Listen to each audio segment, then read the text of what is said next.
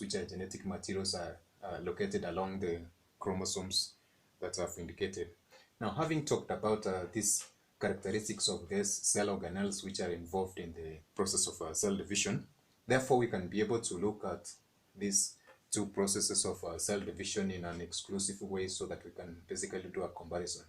But generally, we're going to see that this process of mitosis is going to occur in a similar way, or maybe meiosis is going to occur in a similar way as mitosis, only that the difference is that this one is going to occur in two phases, while this one is going to occur in a single phase.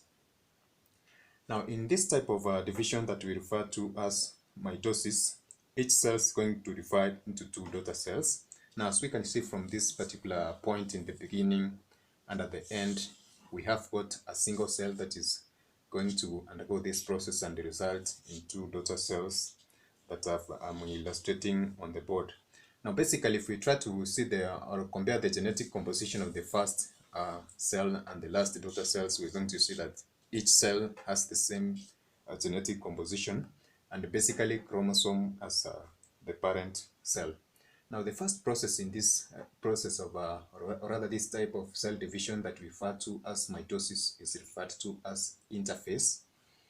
And we're going to see that this process of mitosis occurs in a series of steps. The first one, I've listed it as interphase. And the second one is divided into three specific phases for the earlier, middle, and the late stage. And this is the process of prophase. And next, it's going to be followed by the process of metaphase, anaphase, and lastly, telophase.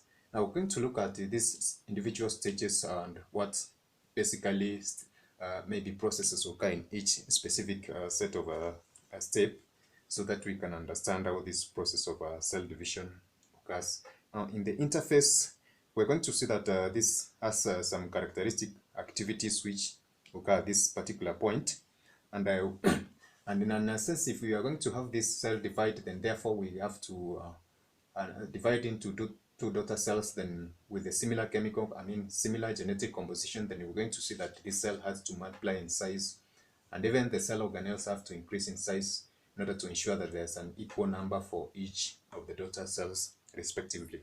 Therefore, this particular stage, new cell organelles such as the ribosomes, the centrioles, the Golgi apparatus, and even the mitochondria are formed, whereby they increase in size in order to accommodate for the two daughter cells that I've said. And also there is, of course, genetic materials multiply in order to ensure that the same daughter cells are going to have the same number of organelles, or the constituents, as the parent cell. And basically, we're going to see that the energy in form of adenosine triphosphate is going to have a build-up to ensure that the energy that is required in this process of cell division is given out, or maybe produced. And then we're going to see that at this particular stage, of course, if we try to compare with this second stage for prophase, the chromosomes are not basically observable or cannot be seen clearly at this specific point of interphase. Now, therefore, we're going to see that this is going to proceed into after